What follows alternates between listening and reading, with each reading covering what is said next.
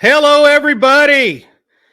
Welcome, Tulsa, Oklahoma. We're coming to you live with episode number 68.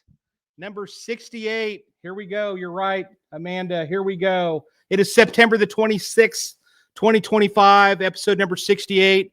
And we are going to be joined with somebody that happens to be a good friend of mine from the Sedgwick County Sheriff's Office. We've been friends for coming up on 11 years now, and we're going to get in depth on the investigation that his agency and my agency actually worked together on. And that's that. I've been really excited about being here. Hello to everybody.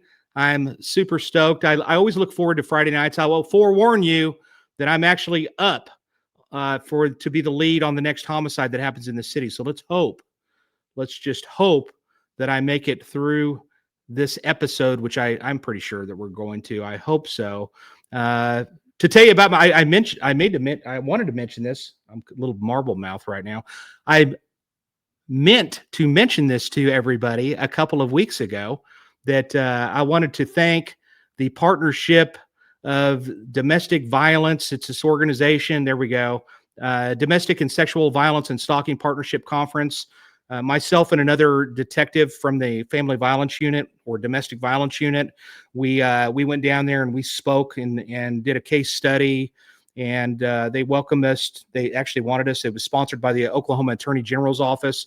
We spoke there, and then the next 2 days that week, I actually went and was the speaker for death investigations and interview and interrogation for the Advanced Investigator Academy that was hosted by the Muskogee County Sheriff's Office, and it had several agencies that were located. Throw that picture of that class up there, Amanda.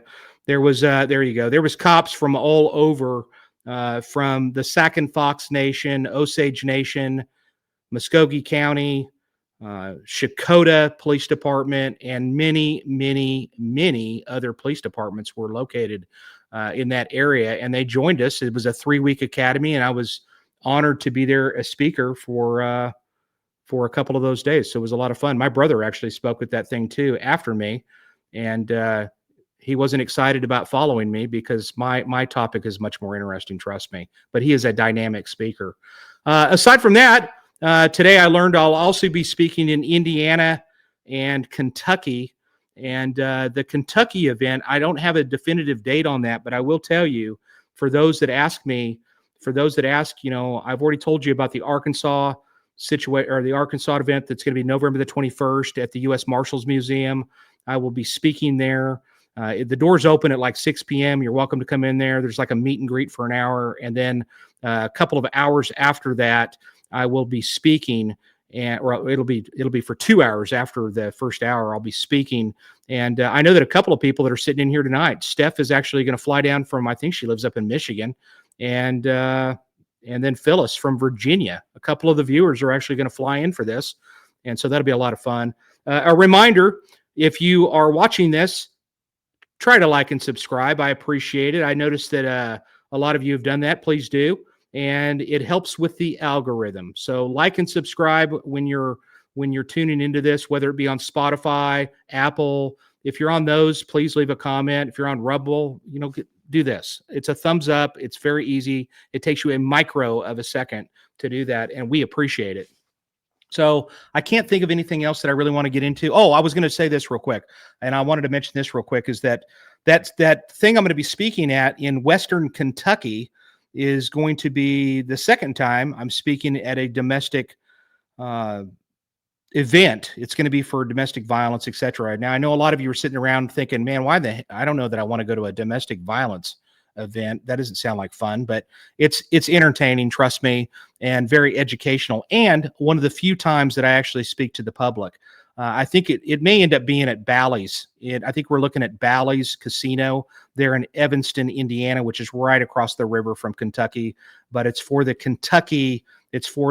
Chloe Randolph Foundation, and that's what we're looking at. She just called me today. It'll probably be in early October of 2026. So if you're a civilian in the area and you're looking for something to do, we would love to have you drop by and see us, and it'll be a lot of fun. So let's jump to this. I want to introduce you to this guy. he has he's never done a podcast ever.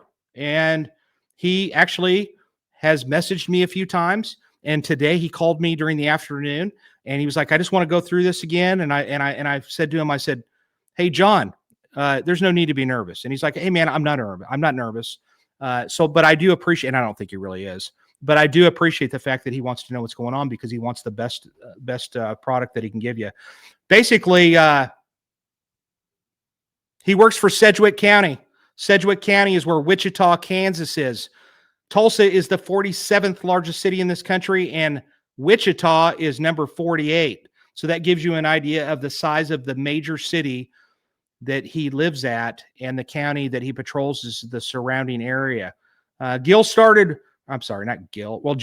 started working at the Sedgwick County Sheriff's Office as a commissioned sheriff's deputy in March of 2003. He worked in a variety of assignments since joining the department to include major crimes, which is where I came to meet him, and during a homicide investigation that actually started in Tulsa, believe it or not. Then we had a double. Then they ended up having a homicide up in Kansas. They're coming down here to try to do some research. Things come together and we start thinking, oh my gosh, there might be some connections here. And then that's where we started working together. And their case was really difficult, which he's going to dive into. It'll be a lot of fun it'd be really interesting, actually. So that's how we came to meet him. And that's where our teams joined up and we worked together, which was incredible. And, basically, we'll talk a little bit about his journey on that department and how he fights crime and how he suppresses evil, etc. And right now, he is a sergeant over the investigative unit there at the Sedgwick County Sheriff's Office. So let's bring John on. How you doing? Welcome. Hey, thank you. This is an international. I mean, for your first podcast to be a part of. And technically, you could call this a radio show, too, because we have KGRA, Digital Broadcasting, puts it on out of Utah. But this is big, man. We've got people that watch from Australia, all throughout Europe and Canada and South America, everywhere, believe it or not. And, of course, our biggest viewer is the United States. But welcome. I appreciate you being here, buddy. Thank you. Appreciate it. I wanted to let everybody know that we were supposed to have another guest, Amanda Owen. Amanda Owens. I wanted to mention that. And she ended up having a family emergency that came up, and John was Johnny on the spot, no pun intended, but he joined us. He was able to join us. I contacted him a couple days ago, and that's why he's here. So tell us, John, what made you interested in the world of policing, and what led you to the Sedgwick County Sheriff's Office? The first thing that comes to my mind is my brother. My brother's also a lieutenant for our agency, and he kind of was my inspiration. And the next thing I knew, 23 years flew by. So that'd be my best answer. And while joining the police, you're a native from that area? Yes, I am. Mostly, yes. Okay. And after joining this police department at Sedgwick County, just to briefly tell people, what is the difference between the sheriff's office and a police department? Well, generally a sheriff's office is going to be smaller. You ultimately work for a elected official who's elected by the citizens of that county. There's more, I guess, functions that a sheriff's office has to perform, such as civil process. The sheriff's office is completely in charge of the county jail, which is a big deal, especially here. And a police department, you work for a police chief, ultimately anyway.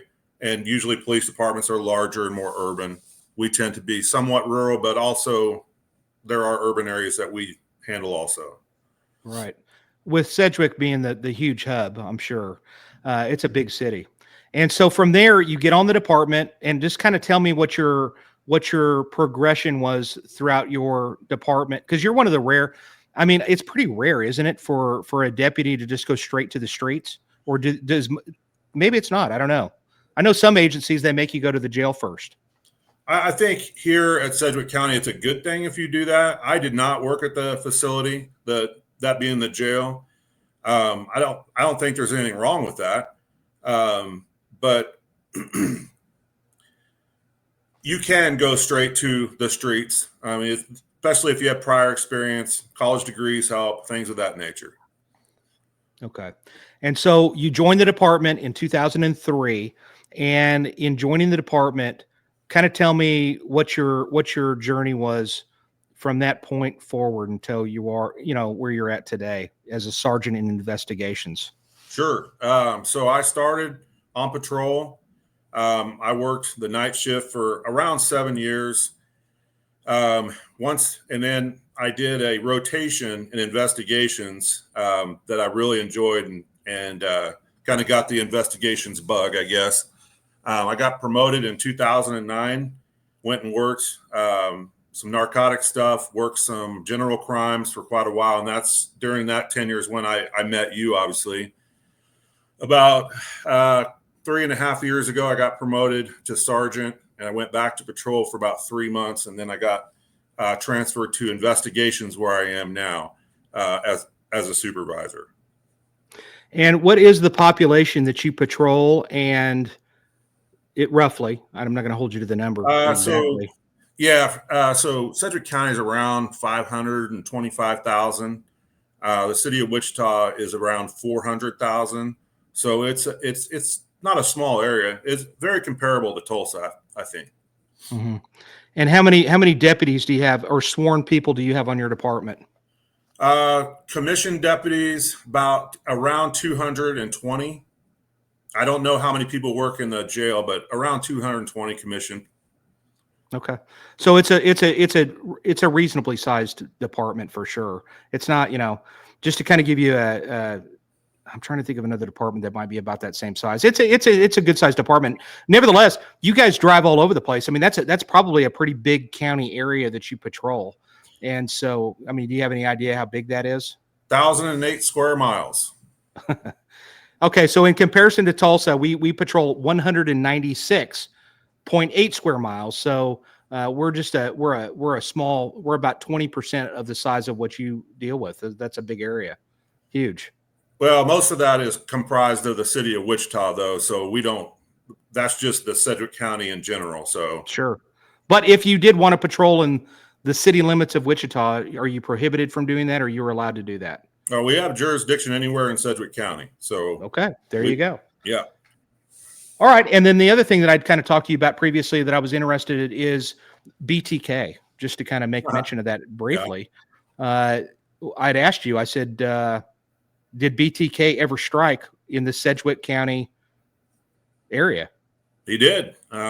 He did at least once that we know of anyway. And I gave you a good contact, and hopefully he can come on here sometime and present his, his presentation that I saw. It was really good.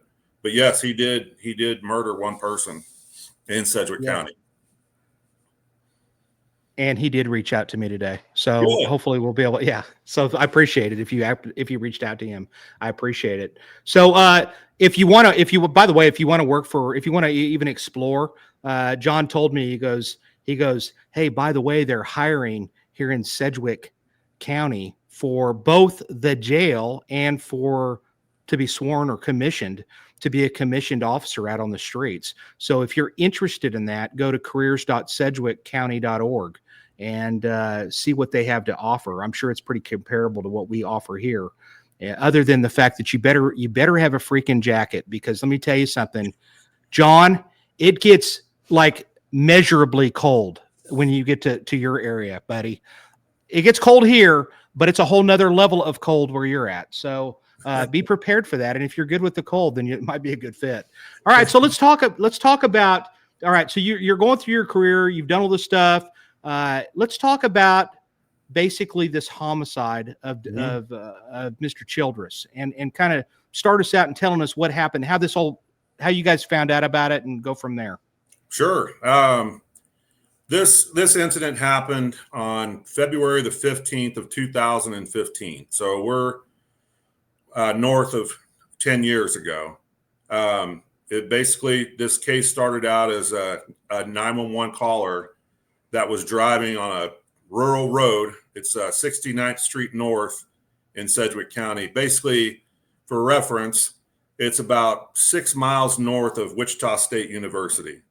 A rural road, dirt road.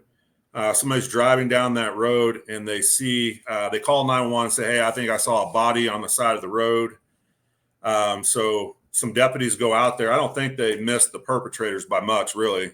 They go out there and they find the victim, Dale Childress, laying on the side of the road.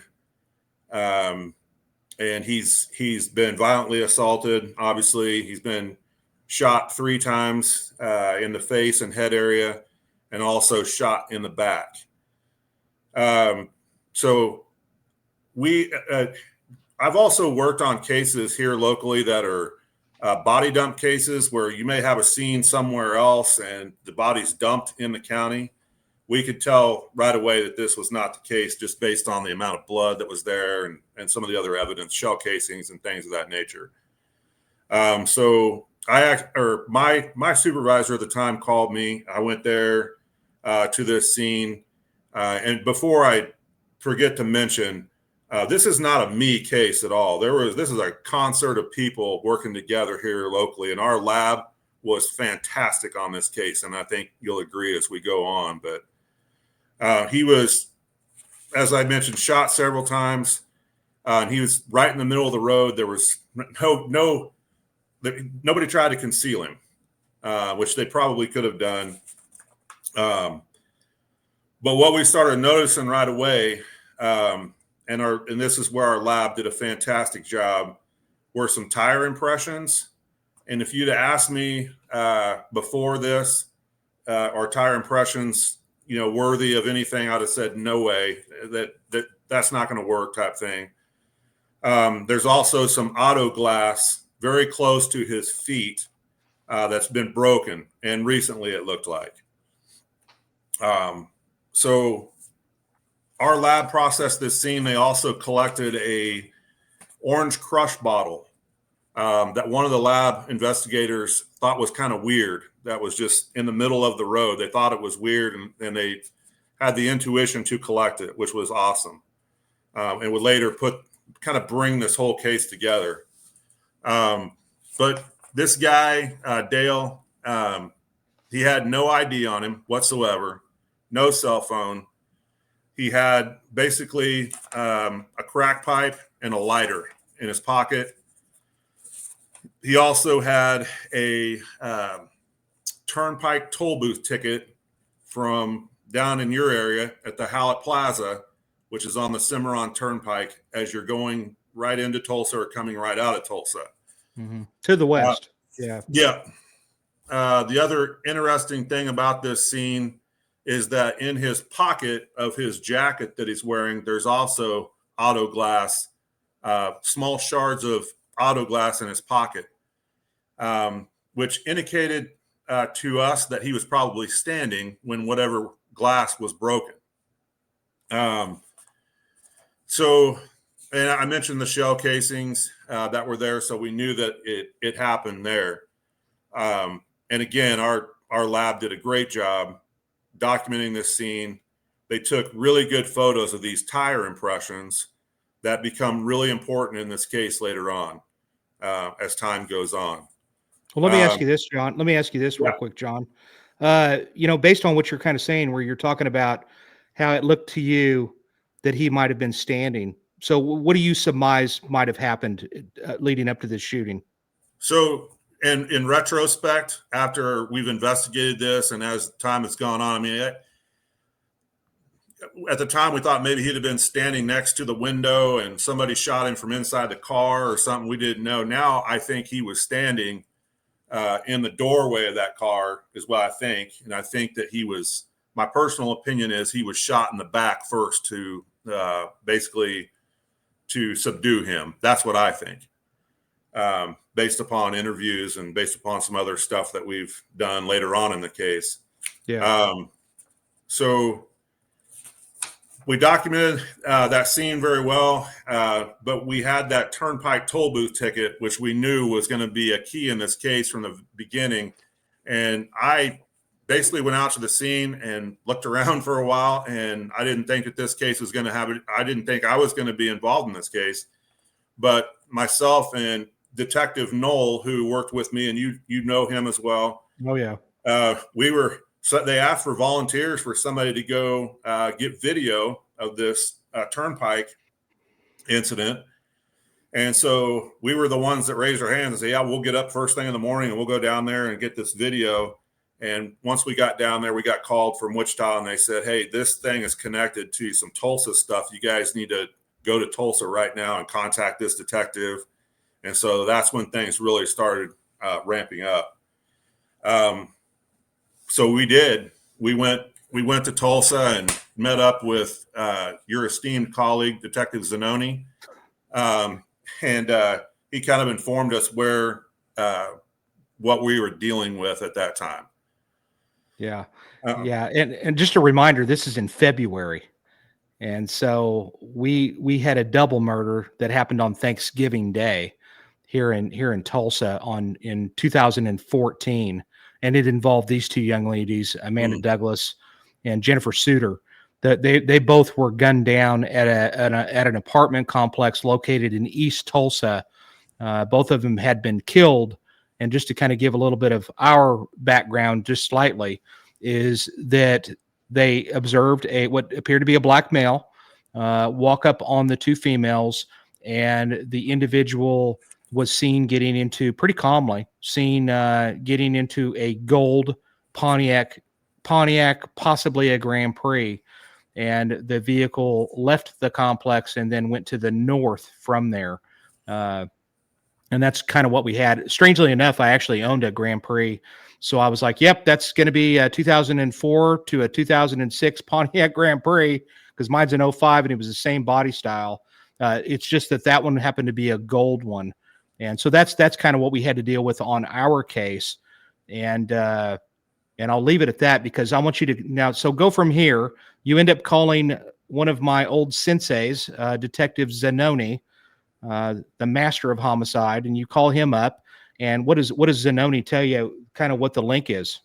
Well, so he basically talks about this double murder that you guys had down there on Thanksgiving in 2014, and he strongly suspected that a guy by the name of Larry Douglas was involved in these murders.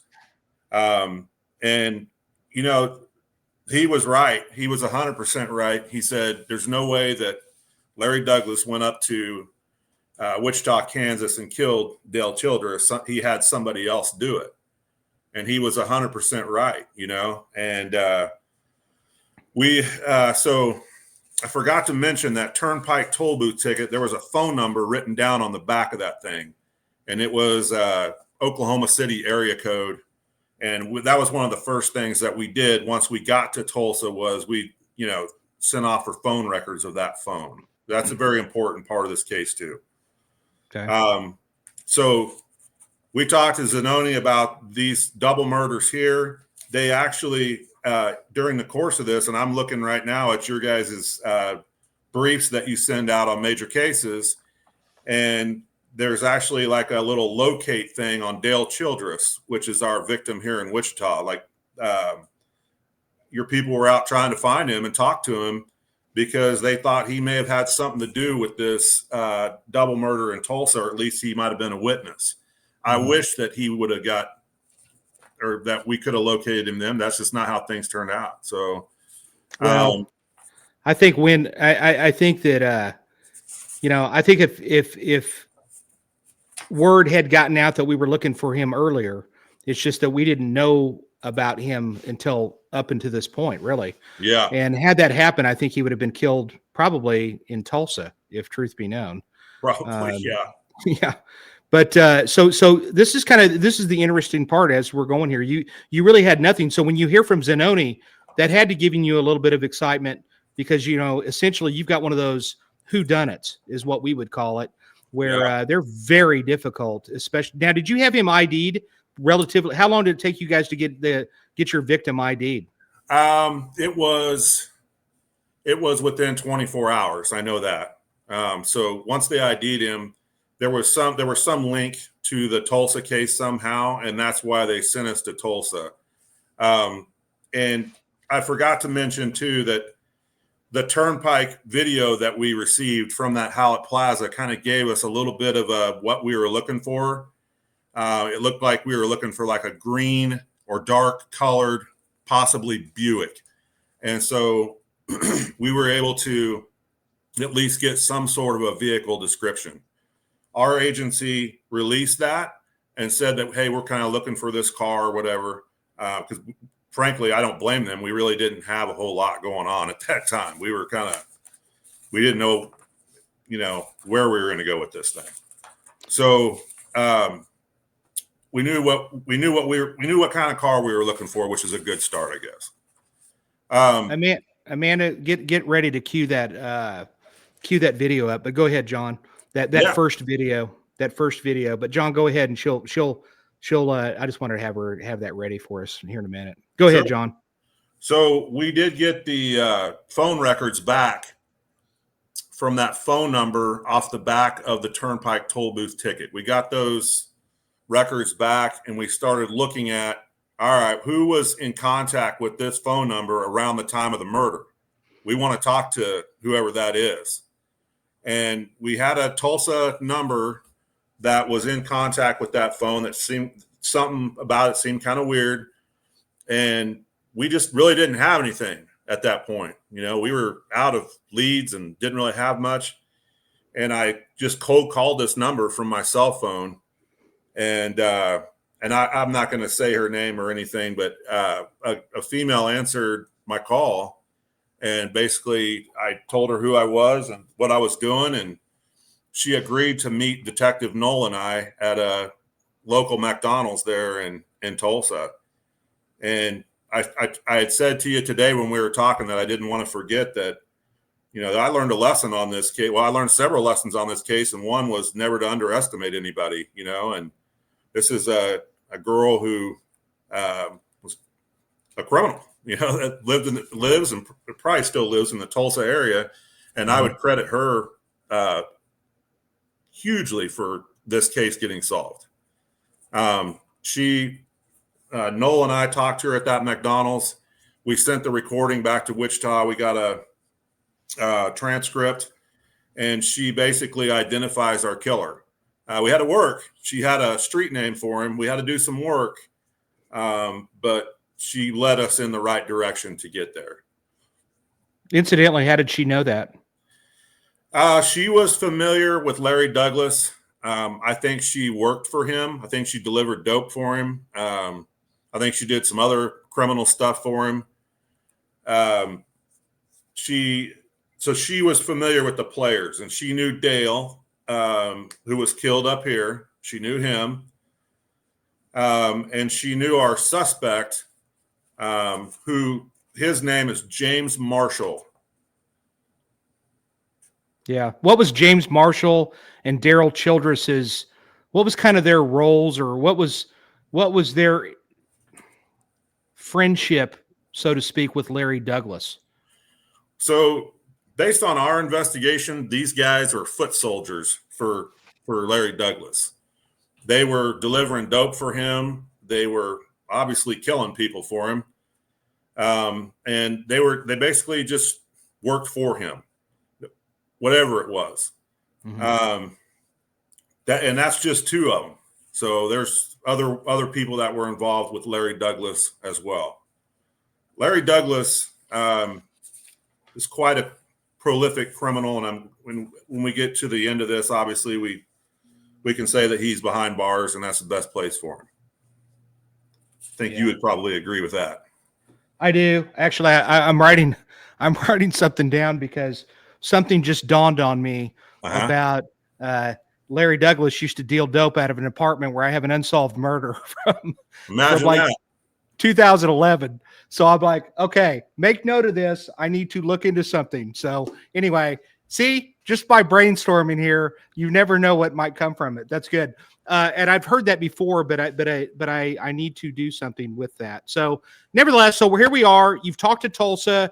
You've gotten some information now, but ladies and gentlemen, it takes a lot more than that. I mean, she didn't see this happen. By the way, when you guys went to that toll booth, or you got the video from the toll booth and it told you a little bit about the car, were you able to gather any information in reference to others in the car? by chance? No, just the driver. The driver looked like he was wearing like a checkered flannel, because as you said, it was cold. It's when this happened, it looked like he was wearing some sort of a checkered flannel like jacket. But we still didn't really. I mean, we thought maybe it was a Buick, but we didn't know 100%, if that's what it was. So after we interviewed this girl at the McDonald's, she gave us a name of Pops, P-O-P-S. And I think she might have known exactly what happened, but she didn't want to say it, so she just wanted us to figure it out. And so she basically told us that that he was robbed at some apartments there locally in Tulsa, and he got shot in this robbery. So that's nice because there's going to be a case number associated, and we can identify who this guy is. Right. You would know exactly where these apartments are, but I don't remember what side of town they were. But we obviously spent some time there. So we identified this Pops guy as James Marshall Jr., and he has previous convictions for armed robbery, drugs, and I found out, was a suspect in a brutal cold case homicide out of Ardmore, Oklahoma. Spent some time reading that case too, but so on the 26th, so 11 days after our murder here, and I must say also, we received so much support from your office. It was amazing. Margot was extremely instrumental in helping us in this case. She answered phone calls from us late at night and helped us, because our people aren't going to have your databases, so yeah. But we identified him, and we went to a residence in what's north of you? Owasso. Yeah. We went to Owasso where he lived, and there was kind of we got him, type moment. When we went to this house in Owasso, his car wasn't there. And Margot found that he had a green Buick that was registered to him. And when we went to the house in Owasso, which we had so much support from your guys' warrants team, other detectives, we contacted some of his family members there, and I don't want to say which ones they were, but we contacted some of their family, and they were extremely cooperative with us. And basically, James Marshall was not home at that time, so that I felt like they could talk a little more freely. Mm-hmm. I asked them about this green car. I said, do you know where this green car is? And they said, well, James took it somewhere because it wasn't working appropriately or something. And so it was gone. It wasn't there. And so we interviewed another family member there that said, hey, that Buick was here a couple days ago. I went to take out the trash, and the back passenger side window had cardboard over it. And so at some point during this interaction at this house, I went outside into their front yard, and I called my captain, who was my captain at the time, and I said, I think we got this thing. We're getting there, It was a good moment for us, but we didn't have the car. So one of the things that I remembered about this case the most was James Marshall did show up at this house while we were there. He pulled into the driveway, and I remember walking out and talking to him, and I said, James, my name's John Gil. I'm a investigator with the Sedgwick County Sheriff's Office, and I'm here to talk to you about a murder. And he physically collapsed. They had to call EMS for him and everything else, and we took him down to your guys' office. And what was he driving when he pulled up? I think he was driving Larry's red Dodge Charger. Yeah, Larry Douglas. Yeah, that rings a bell. Yeah. Before we get any further, hey, Amanda, throw that video up real quick. Yeah. New details in the death of a man found in Park City. Tulsa police say the man is connected to a double murder in Oklahoma. Kexley Wu tells us what we know about Dale Childress. Well, Jamel, Dale Childress was named in a Tulsa search warrant last month in connection to the death of 2 women. The 56-year-old was found dead in Park City over the weekend.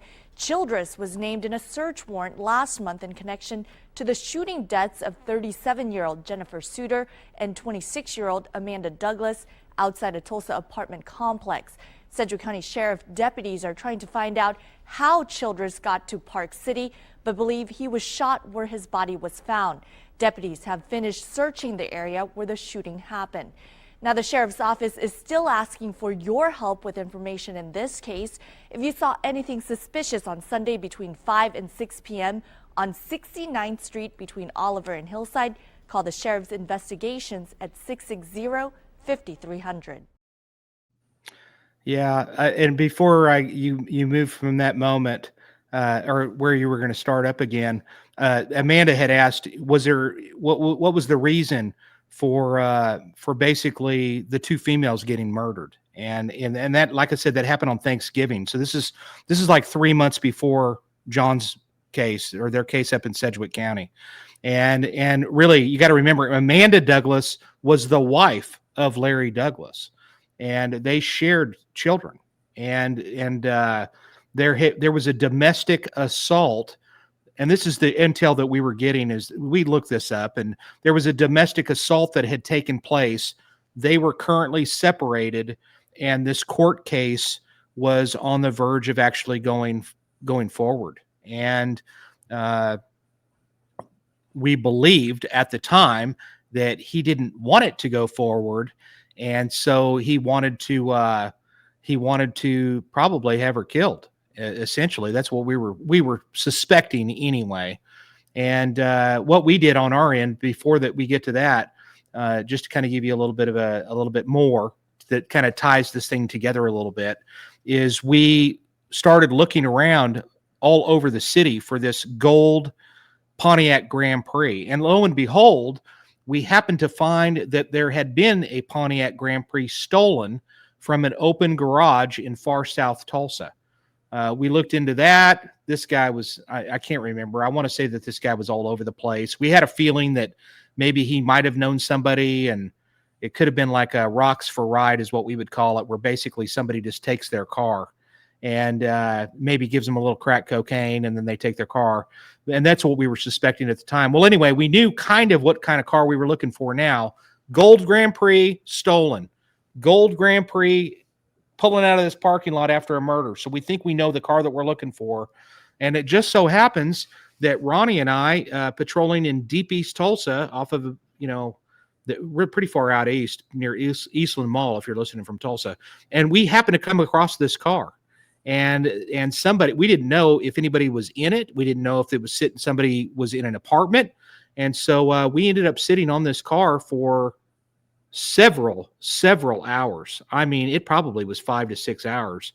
And then finally, one of us, it wasn't me or him, one of us got out. I can't remember who it was, but somebody got out and walked past the car, and they're like, "Hey, this car's burned." And so so we looked a little closer, and then we determined, yeah, somebody dumped it here, and then they tried to burn it up, and they weren't completely successful. But so now we know this is going to be the car associated with this murder. At least that's what we're believing. We think that this is going to be the case. Now, so that gives you a little bit of context. And then the other question real quick, was this covered on the first 48? Yes, it was. I think it's called, do you know the name of it by chance? Chain of Death. Chain of Death. Okay, so if you're looking to watch it, you can watch Chain of Death, season 19, episode 1, and you can watch the full episode of this. But let's go forward here, because you're getting a little bit behind the scenes of what really was going on, a little bit more than what you see in the television episode. So where are we at now? So I interviewed our suspect in the Childress murder at your office there in Tulsa. And he basically admits to being in Kansas is the furthest that it goes. And he denies any involvement, but he admits being in Kansas. And then he finally says, "Look, I'm going to lose everything I have. I'm just going to stop talking." Most innocent people don't say things like that. But that what we did get from that, it was his phone. We got his phone, and we got a search warrant for his phone, and Detective Knoll was very instrumental in that. And we started seeing the biggest thing that we saw on his phone was he was doing the morning after our murder here, he was doing searches for auto glass, which was huge for us because we knew his auto glass was at our murder scene. And so I didn't know how to approach this, so I started randomly calling like glass repair shops in Tulsa. How many of those do you think there are? A lot. A lot. And finally, I got a hold of a guy, and I don't remember which company he worked for, but he said, "Hey, man, I'm not trying to tell you how to do your job, but there's 2 glass distributors that push out glass to these smaller shops in Tulsa. There's only 2 of them." And he said, "Call them, and here's the part number, by the way, that you're looking for." Wow. What a huge help that was. Yeah, he was awesome. So we tracked down an auto glass outlet there in Tulsa. And of course we got video and linked that place to fixing James Marshall's window on his car. So things were going pretty good at that point. So yeah, rocking and rolling up until what news did you get coming around the corner about, did he have any idea where his car was at? Was that one of the questions that you'd asked? Oh yeah. And we wanted to charge him here locally then. And our district attorney said, "Look, you need to find this car," and I have no issue with that, and right. we really tried. But on March the 9th, here locally, one of our intel people ran a offline search through the FBI for this vehicle. So in other words, if the tag was ran by any local law enforcement, if the VIN was ran by anyone, it'll say, okay, this agency ran this. And we got a hit that the Dallas Police Department had run the VIN on this vehicle. So that was weird. So we called Dallas PD and said, "Hey, where this vehicle was involved in a murder. Where is it?" And the detective I talked to said, "You're not going to like this." And he said, we recovered it burned. Yeah. So people are burning cars in your case, and people are burning cars in our case. Yeah. So, yeah. And there's a reason for it. Absolutely. So, yeah, it's a connection.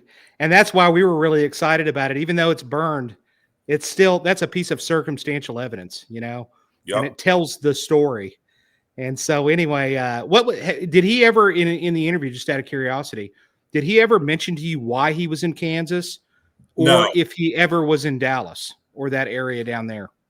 No. Well, you didn't know the car was even down there. I'm sure he wasn't going to point you in that direction. No, he wasn't. And what happened with that car was they took it to Dallas and they parked it in a massive apartment complex. And this apartment complex, if you live there, you have to have a little thing hanging from your mirror. If you're a guest going to visit someone, you have to have a guest thing hanging from your mirror. Well, they just parked it in that parking lot. There's no thing hanging from the mirror. So they contracted with an impound company to come pick up the car. They picked up our car that was involved in the murder. And obviously that's going to cause the impound company to contact the owner, James Marshall. And he actually went and picked it up in Dallas. He went and gave him his ID and everything else to pick up the car. And within a few hours, that thing was on fire. Yeah, yet another piece of evidence, circumstantial evidence. That's interesting. So from there, where are we at now at this investigation? So we were on the road. We got on the road and went to Dallas, and Dallas PD was great too, man. They were awesome. We went to their impound lot where this car was, and we kind of struck gold there too, even though it was burned up. I think what happened was it was burned in a muddy area. And so when the tires popped, they sank into that mud. And so the bottom of all 4 tires was preserved. And they were is a virtual match to the tire impressions at our crime scene. And basically awesome work done by our lab to even recognize that those things were something, because I would have just said it's nothing, go on, but they knew that this would be big, and it turned out to be big. In Dallas, we found where the car was burned.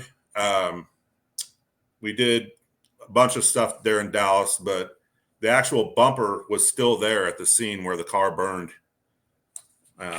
Collected that and drove it back to Wichita. But basically, the case, that was kind of it. Well, hang on. Let me ask you this.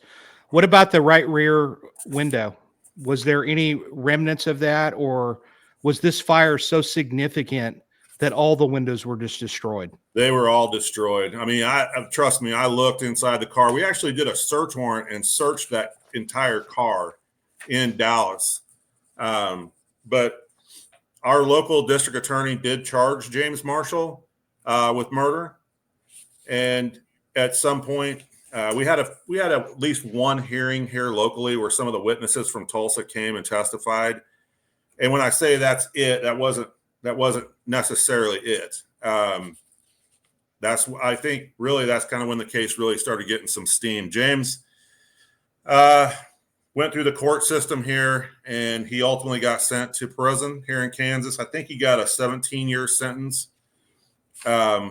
which I don't agree with, but that's not up to me to decide.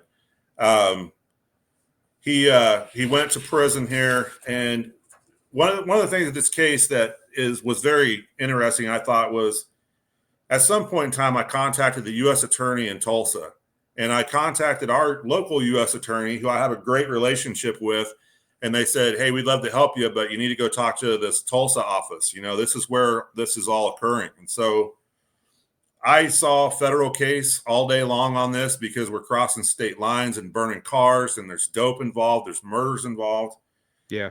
And so Noel and I, we went to prisons and jails all over the state of Oklahoma and interviewed associates of Larry Douglas. And some of these people, the interviews that we did, there was one female that we interviewed, reported that he raped her, females that transported drugs for him, other people that did just committing crimes for this guy, Why? I mean, really, what makes him this kingpin, so to speak? Because in looking at him, I mean, when you just look at this guy, and I'm just when you look at him, I'm just trying to figure out what it was about him, if that made all of these people be willing to go to great lengths for him. Jason, I think I have a really good answer to that question, and that is, we some of the time, as we spend over in what you guys call it, the city, Oklahoma City. We spent some time over there because there were some connections there. And there was a dope house that Larry was running right in the middle of Oklahoma City, and Dale was his doorman. And we found that out through interviews. So obviously we did it kind of like a little mini neighborhood there too, and the very next door neighbor, she was great. She gave us an interview down at the Oklahoma City Police Department, and I just fanned out photos, of all these people involved, of Dale, Larry, and all of these people, and she identified them all. She identified James Marshall. Yes, I've seen him over here. I've seen Dale Childress, and when I showed her a picture of Larry Douglas, she wouldn't even look down at the photo. And she asked me, she said, do you have him yet? And I said, I don't have him yet, but I'll get him. And she said, when you get him, come back and talk to me, and I'll tell you everything you need to know. That's what kind of guy this guy is. Yeah, a lot of fear. A lot of people that were afraid of this guy. Yeah. And so what happens next in this case? So this case was turned over, or not turned over, but the federal government got involved in this case. The Tulsa, the U.S. Attorney's Office in Tulsa saw merit in this case, and it was ultimately assigned out to be investigated on a federal level. And the thing about this is this case, that the way I look at this case is this is a lot of people working together for a good cause. It was your office. It was my entire office. Even though they weren't with us there, they were working here too. And when the federal government got involved, the federal government did its job. Mm-hmm. And basically, they filed a writ to bring James Marshall from prison here to Tulsa, and basically told him, hey, look, you're going to get charged with all this stuff that Larry's going to get charged with. And he cooperated. And James Marshall, I actually interviewed him about this murder, and he actually cooperated. And shortly after that, they sent him back to prison here in Kansas. And we were able to find out what happened here in Wichita based on his interview. And that was important to us, because we knew we had a good case on this guy, but we didn't know why he did it, or what was going on. So somewhere out here, and he told us that he threw the gun somewhere out here in Sedgwick County. There's a Glock 9mm that I sure would like to find. You mean we still don't know where it is? No, we don't have the murder weapon. But he told us he threw it out somewhere out here, or in the north part of Sedgwick County. But that was kind of key. And then there was an awesome U.S. attorney, an awesome agent of the government. I don't want to say the name because I haven't talked to him about this. But Larry Douglas ultimately got indicted by a grand jury, and he basically pled to the kingpin statute. The federal government has it. I'd never even seen or heard of a kingpin statute, but it's pretty telling to read his plea of guilt. And I have it in front of me. It's pretty awesome, actually. But before we go there, hang on real quick, John. Yep. I don't want to miss this part. So just to kind of, I know this is a little convoluted because we got his case, which really we had our ideas about Larry. We really did. And so just to kind of give people context here, Zanoni, of course, this is his case. He knows the inner workings of it. But in our office, we certainly had ideas that Larry was behind, or at least the decision maker. I mean, his wife got killed, for God's sakes. Mm-hmm. And when she got killed, he really didn't act too upset, number one. And number two, he started mentioning stuff about an attorney, which is pretty, unusual when usually you're like, what, where is she? Where do I need to go? As opposed to, I'll call my attorney and I'll be in touch. Right. It was something like that. Yeah. And so, and he ended up coming up there if memory serves, but the reason what I'm getting at is when we found that burned up car, we did find some things inside of that car, right, which proved to be interesting. And Amanda, throw that picture up that's inside that store. If you can find it, and hopefully I sent it. I thought I did. Was it the Quick Trip one? Yeah. I think it's a Quick Trip photo, Amanda, if you see it there. And I may not have sent it. I hope I did. But yeah, it's inside of the store. All right, I'll send it to you here in a quick second. So essentially what happened there, sorry about that. Sometimes I make a mistake. What happened is based on this photo, we were able to get, let me find it real quick because this is going to drive me crazy. Go ahead and say what you were going to say, and I'm going to find this photo. I don't want to keep up time, but go ahead and say what you were going to say at that moment. Hey, when you said that James Marshall was cooperating, what did he tell you happened out at the spot off that dirt road? Basically, he told us that the night before he drove our victim Dale into this area and tried to kill him then.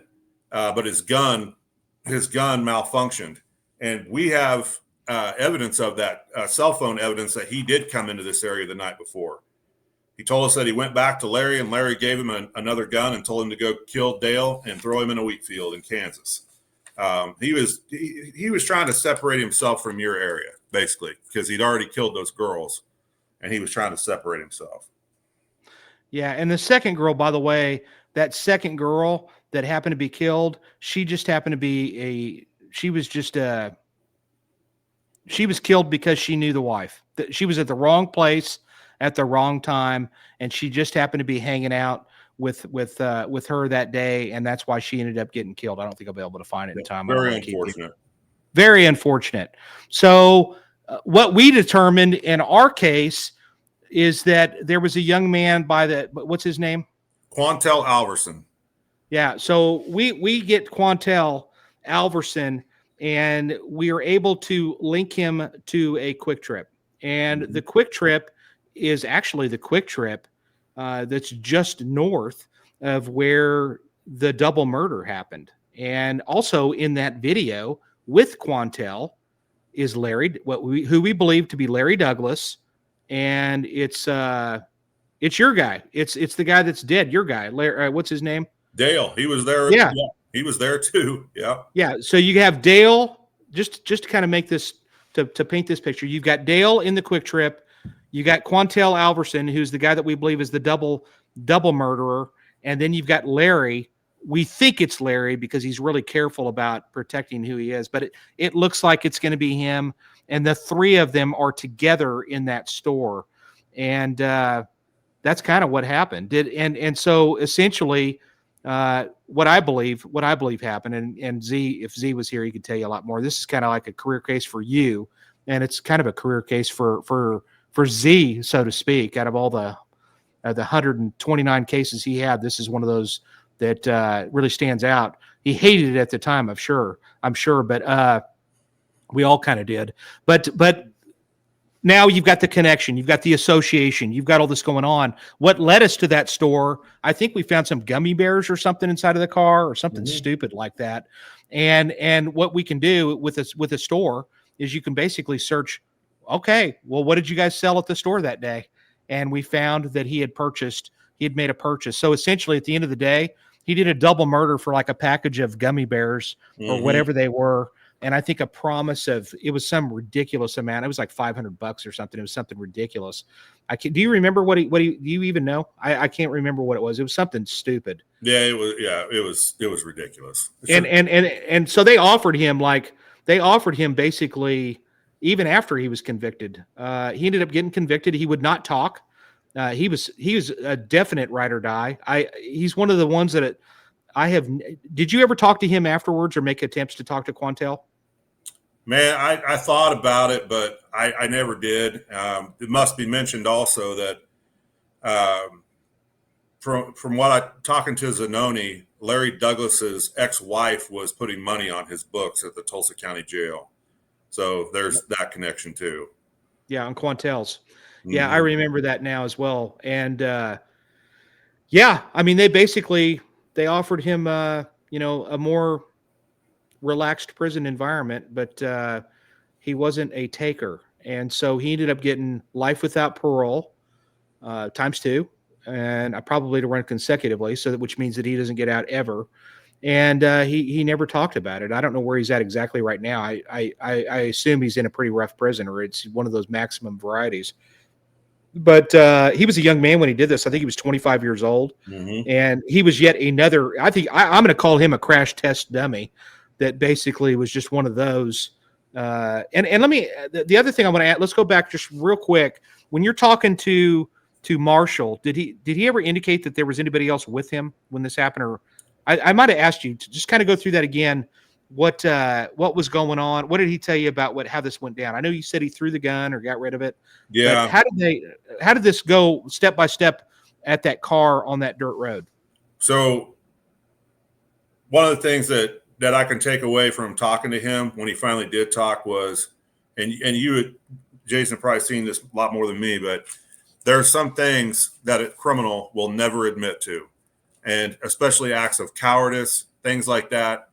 I think he shot him in the back because the round that He was shot in the back, and the exit wound was through his stomach. And I think that's what broke that window. And I think that's what caused the glass to go into him. At that point, I think he was immobilized. The coroner said that shot alone would have killed him. And then he was shot in the face and head multiple times. Of course, he told me in the interview that was a accidental discharge is what you and I would call it. He said that he didn't mean to do that, and he's full of shit, in my opinion. Yeah, an accidental 3-time trigger pull. Right. Yeah. Yeah.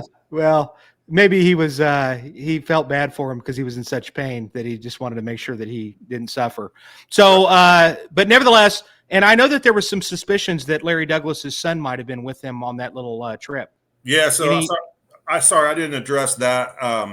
That was one thing that he was very clear when we talked to him, and he finally started talking to us, as he said, "I am not going to tell you who was with me," and that was disappointing.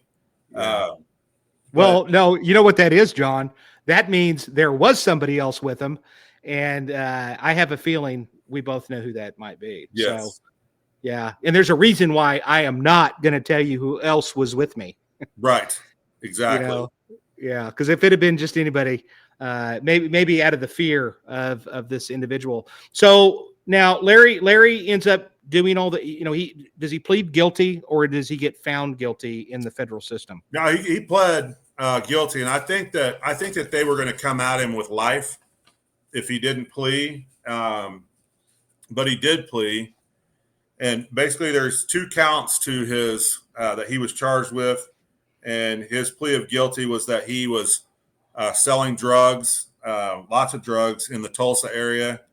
That he was engaging in lots of criminal activity in the Tulsa area. A lot of the people that we interviewed in the jails and the prisons, prostitution was a big thing with this guy. And then in count 2, he basically addresses the murder of Dale Childress up here. And he said he employed Dale Childress, and that Childress fell behind in payment for drugs, and that he told James Marshall and directed James Marshall to take care of it.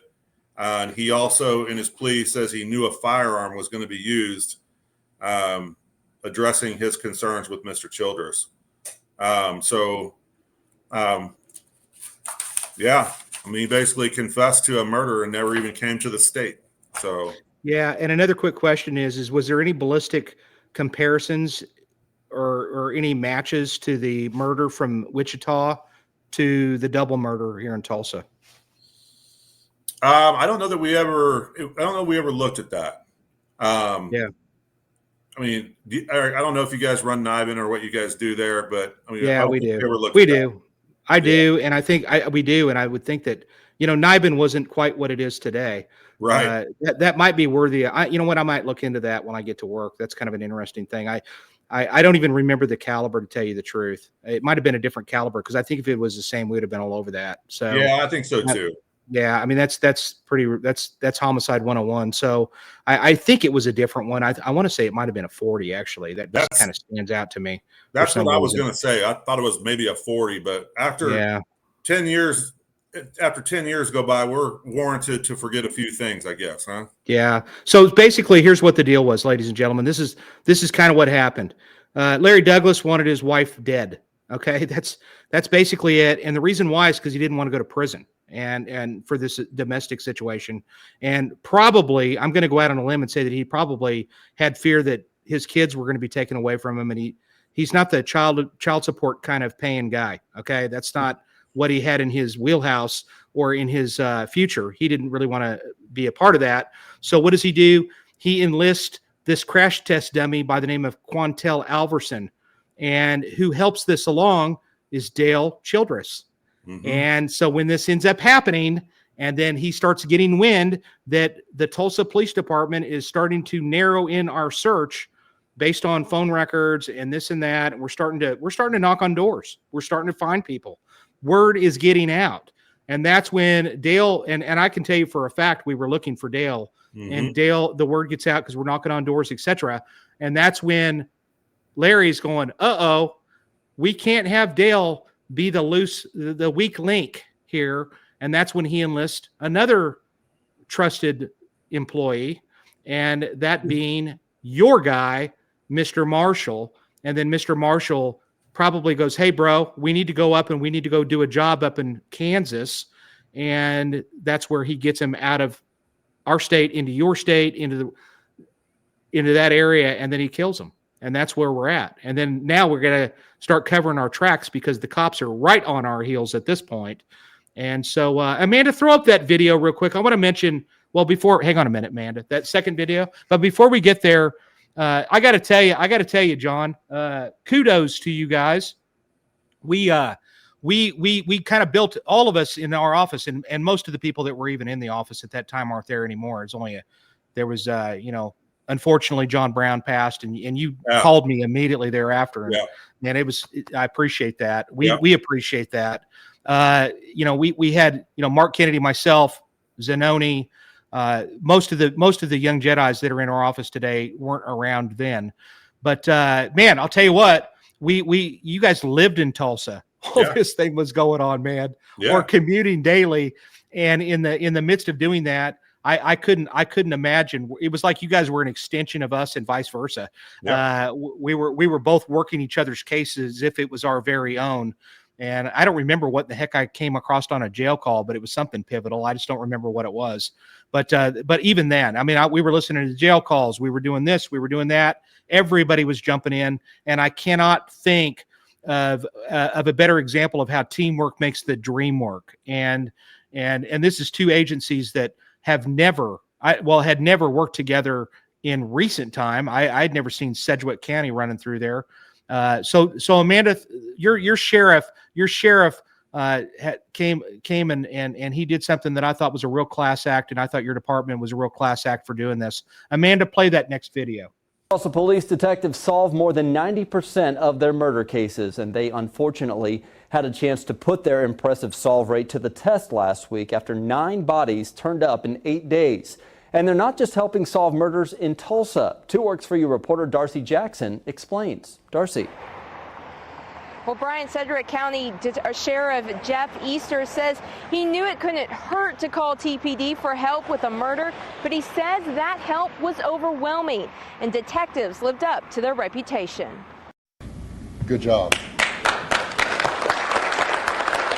An award that symbolizes hard work and camaraderie. Sometimes those bigger departments are like, hey, we got our own caseload, see you later type stuff.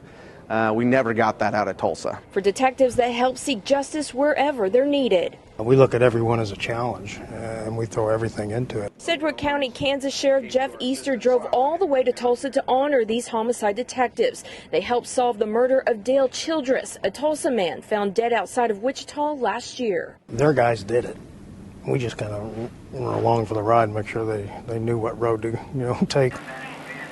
Busy is an understatement for these detectives who've already solved 8 out of 9 homicides within about a week. So far this year, the loved ones of 96% of the city's victims have answers. There's a lot of underlying factors. I mean, there's the warrants unit, the patrol function, the analyst, the surrounding communities. Everybody's playing a part. And others outside of Tulsa are starting to take notice and spreading gratitude for hard work that's making a difference. Just a top-notch police department, and Tulsa should be very proud to have a department like that they can call their own.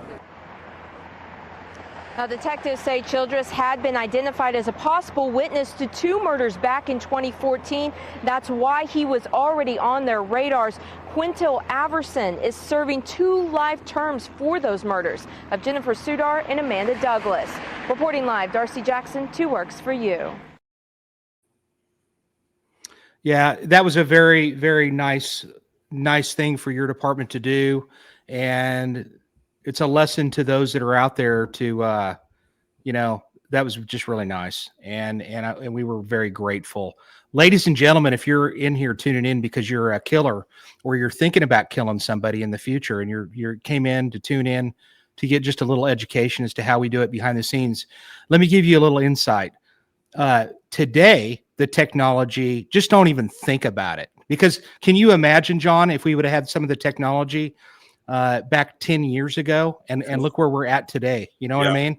Yeah. LPR. We would have been all over this in short order. Trust me. Oh yeah. What else? What else can you share on this, or anything else comes to mind? Is there any possibility down the line? I mean, if we were to, I'll just put it out there like this. Well, let's say maybe we could find out who else was with your Mr. Marshall there. I mean, who knows? Mr. Marshall might have a moment where he's got a weakness and he thinks, you know what? I've got cancer, and I've spent enough time up here alone. Is there a chance that possibly somebody else could be charged in this later if you got some evidence? I think so. I mean, I wouldn't rule out Larry Douglas being charged here locally. That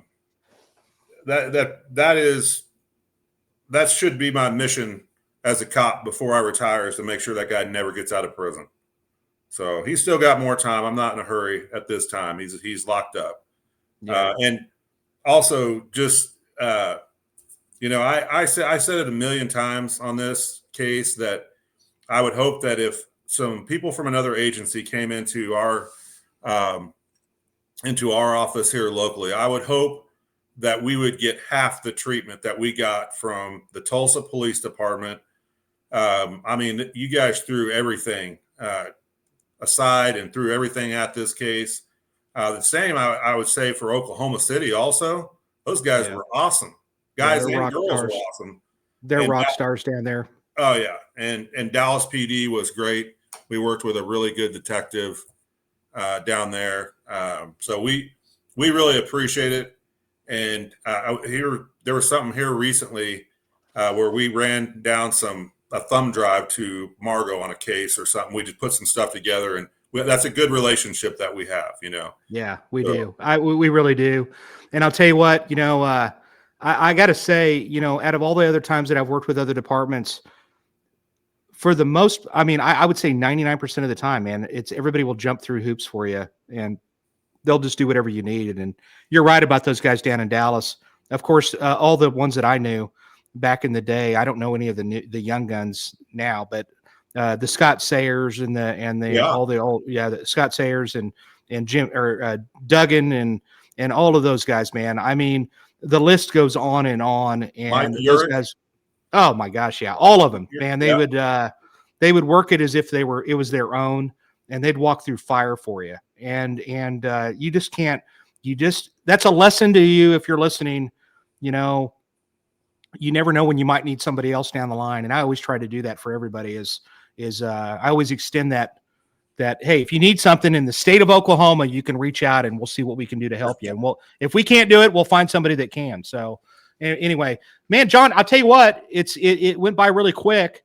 Yeah. What do you see in your future? Just to kind of, are you good where you're at, or do you have aspirations to maybe continue into a different area? Is there anything that you haven't done on the department that you just like, if they could just give you your dream job, or maybe you're there right now, or if the opportunity to go back to the major crime section, is that something that you would even entertain?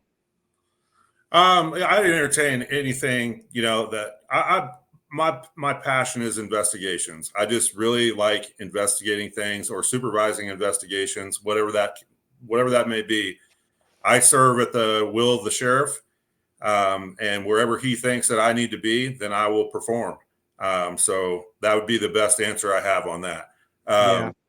So I saw somebody put up on here that more departments need to work together, and that's 100% right. We're the only people that work in borders, law enforcement. Mm-hmm. Criminals don't work within borders; they travel. Obviously, as this case shows. Yeah, so that's put that up there. You're right. Yeah, and if you're a chief or you're a person that has the checkbook, there is an expense to some of these cases. I mean, you can't, and your department, I'll tell you, that's the one thing that really stands out to me in this case. I could tell 100% that your department didn't care about what it cost. You were going to go wherever you needed to go, and it wasn't a question. And maybe I'm wrong. No, you're not wrong. Okay, I was going to say, don't tell me if I am. You're not wrong. We had support, and I put a list of things together that you need to work on a case like this. And the first thing that I put on there is a committed command staff. And you have to have buy-in and, you can't throw a case like that into a drawer just because the guy's a criminal. You know, I've given this presentation several times to a lot of different groups, and I gave it to a Citizens Police Academy group, and a guy, after I was done, I basically said, does anybody have any questions? And the guy in the back row raised his hand and said, you said this guy was a criminal. Why did you care about this case? And I said, because somebody killed somebody on a street that I'm responsible for the safety of. You know, I was offended that he asked me that, basically. So it was a great case as far as I learned a lot. So, and we got to meet some great people along the way. So yeah, you're right about that. Friends for life, buddy. Yeah. We definitely have a friendship from departments and personally. So it's been really quite a ride. And so he does speak. If you have a conference somewhere, a law enforcement conference or whatever, and you may be interested in the presentation version of this, don't hesitate. He certainly wanted to bring your attention to the Officer Down Memorial page. That's we had asked him, hey, you have a website or whatever, and he's not a selfish person. He's like, no, I want to bring people's attention to the Officer Down Memorial page, and make people aware of what's going on out there with these officers. And if you go to that page, Amanda, throw that link up if you've got it handy. If you go to that page, I'll tell you what, with the Officer Down Memorial page, there it is. That's the website for that. If you go to that, it tells a brief synopsis of all these different officers that get killed in the line of duty, and it's really it really is eye-opening. Trust me, and I think a lot of people need to be aware of what's going on out here in the world and the sacrifice that these police officers make, etc. It's getting better, hopefully, but we are living in a crazy time too. So, listen, man, John, I don't know. Is there anything else that you have as final words or any words of wisdom to the young Jedi detective out there that you're like, hey, if you could tell them anything, that this is what you would tell them? Because, you know, you're 23 years, right? Yep. And, you know, these younger crop of detectives, they're different. It's a different generation of people. So what would you instill on them if you could? You know, if you want motivation to do your job, you just think about your community where you live. Your family and friends live there. They commute on the roads. They go to your stores. They go everywhere else. You should not need any more motivation to do your job than that. We don't need criminals out here running the streets because they're a danger to our families, our friends, and our communities. So that's what I would say, man. Yeah, I agree 100%. Thank you, John. I appreciate you being here tonight. Thank you to your wife, your new wife, relatively new wife, for letting us borrow you tonight. Thank you for your willingness to come on here with just a couple days notice. And I knew it would be fun, and it was fun. You did not disappoint. And so I'm sure we'll be in touch in the very near future. Hang out. Don't click off just yet. Ladies and gentlemen, thank you all for being here. I cannot thank you enough. And yes, for those of you that said, yeah, that's really cool that Phyllis and Steph are going to join me in Fort Smith, Arkansas at the U.S. Marshal Museum. Yeah, it's going to be a lot of fun. And hopefully we'll have a sellout.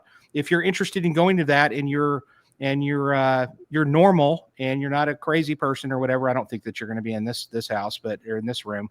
But if you're normal and you want to catch a cool, entertaining event, then it doesn't cost much. I think it's $10 or something like that.